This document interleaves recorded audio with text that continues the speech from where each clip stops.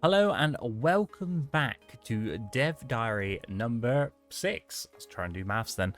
This one is all about electricity and water. Now again, I apologize for the lateness of this one. It's currently 11:15 due to a very late event at work, so it's not going to be a live premiere reaction, but still going to be a live reaction. So let's not waste any time and let's break down this Dev Diary. Let's see what we've got here. To understand the basic needs of your citizens, you need only look in the mirror. Like you and me, there are a few important things they need to live healthy, happy lives. That includes electricity, water, and sanitation. With these systems in place, everyone in your city has a shot at living their best life. Let's take a look at electricity. When laying roads, you also install low-voltage underground cables that supply electricity to homes, offices, and shops. These cables plug into transformer stations. Transformer stations are also connected to the high-voltage power lines streaming from your city's power plants. They act as a junction where low-voltage cables and high-voltage lines link up. Together, they form the grid that pumps electricity right across your city. There's one drawback. Power lines and electric cables can only carry so much electricity. When demand increases, they can max out, creating a bottleneck. Keep the grid humming by evenly spreading electricity connections around your city. You can also build power lines to import electricity from neighboring cities. Imported energy will save your bacon if local power plants fail to produce enough electricity when demand increases. It will, too. Expect spikes when the thermostat drops and everyone dials up their heaters. Hot weather will cause spikes too, as people flick on air conditioners, fans, and ice machines at the same time. Your power plants might produce more electricity than your city needs. When that happens, you can export it to your neighbors. While this can offset production costs, think it through. By storing excess electricity in emergency battery stations, you have nothing to worry about when demand rises. Emergency battery stations help your city get the most out of solar power plants. Battery stations power the city at night when the plant isn't producing electricity and recharge when they operate during the day. Of course, solar is just one renewable energy source. You can build wind, water, and geothermal power plants too. Fossil fuels are another way to power your city. Or you can go nuclear. Let's talk water and sanitation. Surface water sources are the same as in Cities Skylines. Expect flowing rivers, glittering lakes, and vast, swirling oceans. Groundwater is different. These underground reservoirs replenish over time, so they can run dry if they're drained at a faster rate than they're refilled. They're also susceptible to ground pollution. When they're contaminated, dirty water is pumped into your city's freshwater system. That's bad on every level, mainly because decontamination takes a long time. Build a groundwater pumping station to tap this resource, and a water pumping station to bring surface water into your city's water system. You can also add water to the system with wastewater treatment plants. These plants can process sewage to produce clean water for homes and businesses. There's another way to manage sewage: sewage outlets. They release waste into open water, which can help prevent sewage from backing up. And that's a must when it comes to public health. Bungling waste management can make people seriously ill. That's why you want to keep sewage outlets well away from pumping stations. How can you balance the very human needs of citizens with your ambition as a city builder? It's simple. Imagine living your life down there, day in and day out. Okay, so not too much to see in terms of the visuals, although we've obviously got a very good look at some of the actual services when it comes to electrical and water. I am very glad for a few little things here, though, which we have been nagging about since the first game as well. So let's have a quick look through as well, just in case. I know that it's still before release date.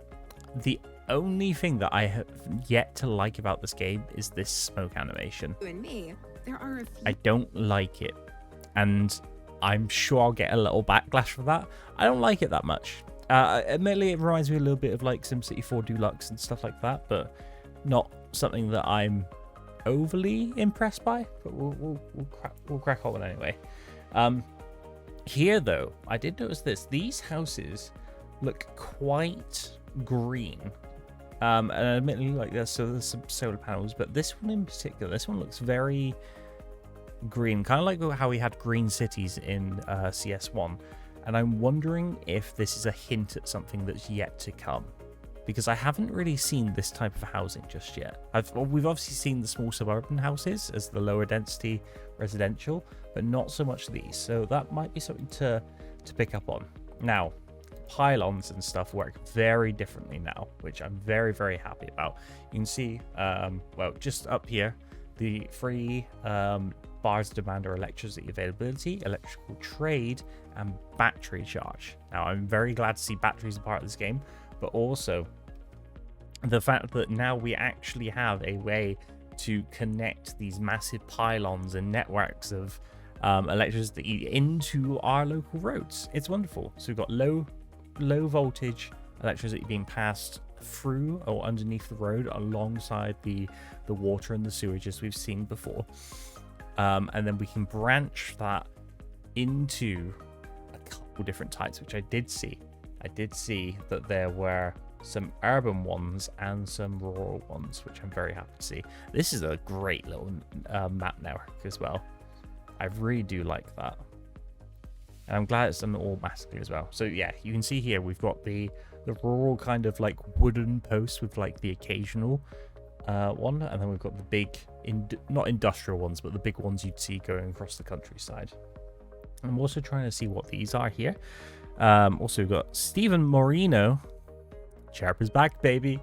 So we've got these look like additional battery packs, but I'm not entirely sure. Also, we've got wind. Now, we already know that they've covered. We've got fossil fuels. We've got geothermal. We've got nuclear. It looks like we've got dams. I believe that this is the battery station. I think it was shown off a little bit later, but it looks like there might be a couple more that we haven't really seen just yet. These look really good as well. I am very happy with how these look, and I'm kind of happy how they connect in. You can see like these three wires coming out of this one spot, and I think that looks really cool. Yeah, so you can see it in action there, and then it drags out, if I'm correct.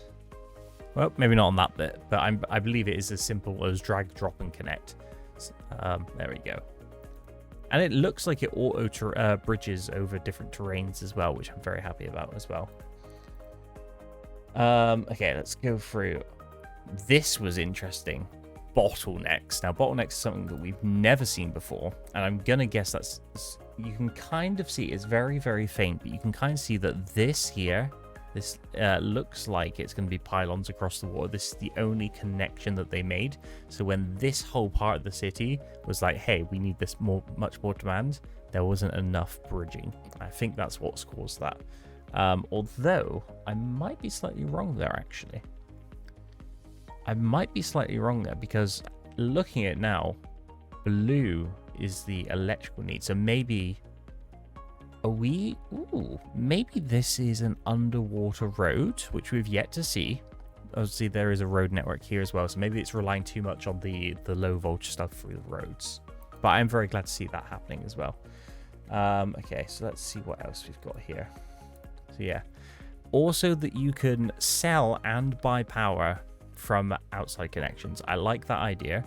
But they did say, obviously, when it's, say, if you are totally on solar panels, that's not going to work during the night. So that's why it needs to charge those batteries. I feel like I probably will sell eventually. But I guess it depends on how much of a surplus you have. I also love that they mentioned that it will change during the seasons. I know that it is confirmed that seasons are a thing, but I love the idea that they'll turn on the heaters during the winter months or turn on the AC during the summer months, and obviously that will cause a spike in electrical. So I'm going to guess that in spring and autumn, electrical demand is going to be at its like its neutral ground, and then it's going to raise up during the winter and summer months, which is really nice. It's really nice. Also, getting a quick look at the different kind of lighting as well. Here is very much snow. Here is very much summer, which I quite like the look of. Now, what was this here? I think this was the battery, wasn't it? Now, I just wanted to see. So, let me just hide my head for this as well, because that is something I always do, apparently. There it is. Perfect. Now you can see here, this is the battery station. Can be upgraded with increased battery capacity and a diesel generator. Diesel generator is an interesting bit there, which I do like the idea of. So we can obviously improve the batteries, and I'm gonna guess, seeing as there are multiple here, although I think this is actually the diesel generators. There was a clip just here, which is the battery station. So I feel like this is one of the upgrades that we found out about last time, where it changes the actual look of it and makes it grow for both of these. So I'm going to guess that maybe if, say, you have a green city, for example, and you're purely running on green energy sources being wind, maybe dams, water, solar, but maybe you have an industry in oil. Maybe you want to process that into diesel. Maybe you have a surplus of diesel left over, which will then help try and charge these batteries. I like this idea, but it is also, and I'm going to say this once again, as I say in every single video, I feel like the industries that are being made in our cities are going to directly influence our cities. And I'm very, very excited to see if that is the case. We got a long way to figure that out yet, though. I don't think they've got like an actual industries DLC trailer for a while. Okay, and you can just see it there. The emergency battery stations actually have employees as well. So it looks like more that our service buildings are going to need employees as well, which is very nice. Very, very nice. I don't think we had that in the first game. Nice little shots. This is a geothermal plant. This road looks very curvy, and I'm not sure if this is part of the design or if this is maybe one of those buildings that you can continuously expand. If it is, I'm very much looking forward to that. And then we had nuclear. Okay, so go on to water. Obviously, we know how poo works. We won't go too much into poo. This, though, this is something I'm excited for, because it made no sense previously that you had a water tower, just place it anywhere, you've got unlimited water. Now you need to be careful of that, and it does say that it renews, so I'm going to guess that the weather, if it's raining, will help replenish these sources. It sounds like they are trying, well, I guess it depends on the map, right? If there's a map with not a lot of sea, you might need to rely heavily on this. If you're on a coastal map, you probably will go for more pumping from on map water, whatever it's called, rivers, lakes, and all that sort of stuff. But I do like this idea. And of course, bringing in ground pollution. If you've got water nearby, it's going to cause an effect. It makes sense. Everyone getting sick.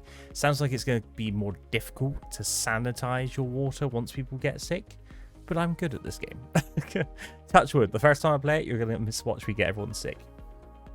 Now I'm trying to see these here. So we've got excess pipes. This is the one we put in lakes and rivers. This is the one we put in these. Actually, no, these aren't. So these connect. Okay, so I think these ones connect to the roads. I think these you might need to connect it manually for those that may be on mountainsides and stuff that we don't want to zone. That kind of makes sense. That does make sense. Obviously these look really cool as well.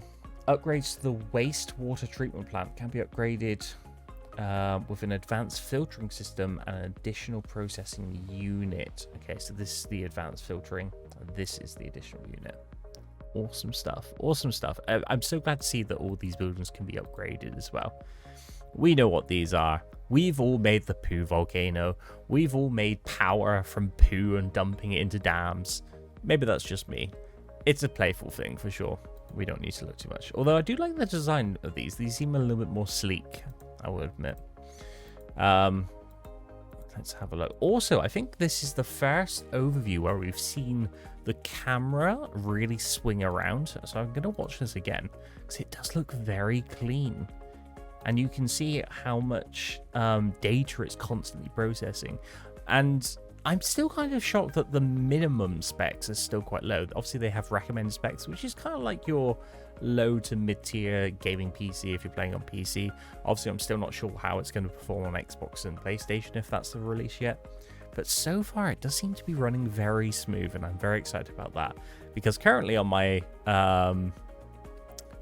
current save, heavily modded, we play this every Saturday, 3 p.m. BST, live on my Twitch channel. It takes about half hour to load because I have about 11,000 assets and maybe like 120 mods. This is going to change everything. It's going to change everything. And then they have like this little bit about just imagining if you were living there and stuff. We get like a nice little scenic thing. I'm very excited to see how these things progress. Anyway, right, let's quickly jump on over, as we always do, to see if there's anything we have missed from the trailer that we can have a quick little look at on the Steam Workshop. Obviously, you can see what I've been playing. Okay. Electricity and water. Right, so I'm just going to quickly skim through this. I feel like this video is quite in-depth about it, so I don't think there's going to be a lot of stuff to pick up on here, but we'll double check just in case.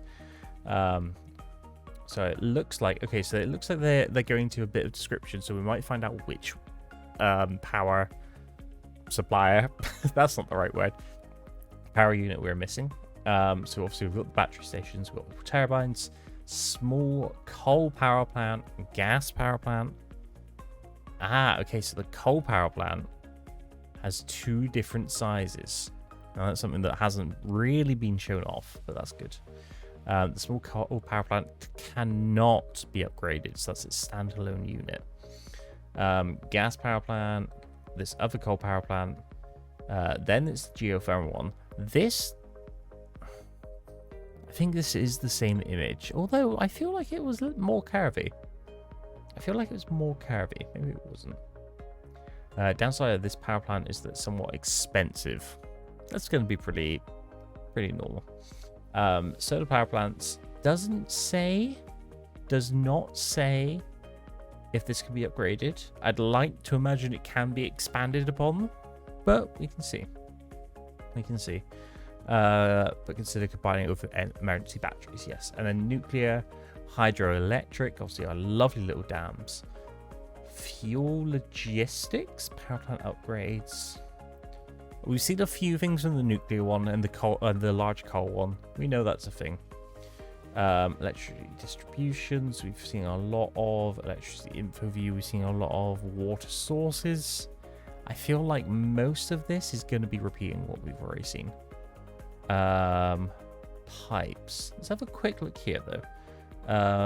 Both water and sewage pipes are automatically connected to all the buildings constructed alongside roads. Buildings that don't require road access can be connected. So this is what I was talking about, the water tower. I feel like that doesn't need to be connected to the road, so you do need to have the ability to manually connect them. But also, I'm wondering if they didn't mention it, but I wonder if there's going to be bottlenecks in water and stuff as well. Because you can't expect the water grid to go all the way around this island, all the way and connect over this bridge. Sometimes you might just need to go under the water. So that's something to be aware of. There's the water tower. Can be placed anywhere, but can only provide a limited supply of water. So that confirms that. Groundwater pumping station. We know about this now. Wastewater treatment plant we know about. Yeah, I think we've heard most of that pretty well. Let's have a quick look. What is next? Maps and themes. Maps and themes are going to be a good one. But we all know that they are probably saving the best for last. Maybe not Sound of Music. I'm not too bothered about Sound of Music, to be fair. But I will say the next lot I am very excited about. Maps and themes, you know, it's going to be nice to see all these maps and stuff, but climates and seasons, I think, is the one that everyone's going to be waiting for, and it's just before my birthday. So I'm very excited about that. Production, I am ready for, because I feel like this is going to be the big one where I confirm everything that I've been trying to get across to everyone. And then the life path. I'm very much excited. But until next time, I'll see you. Sorry again, this is late. Hopefully the next one will be on time. I'll see you next Monday. Goodbye. That was a weird way to end. I don't apologize.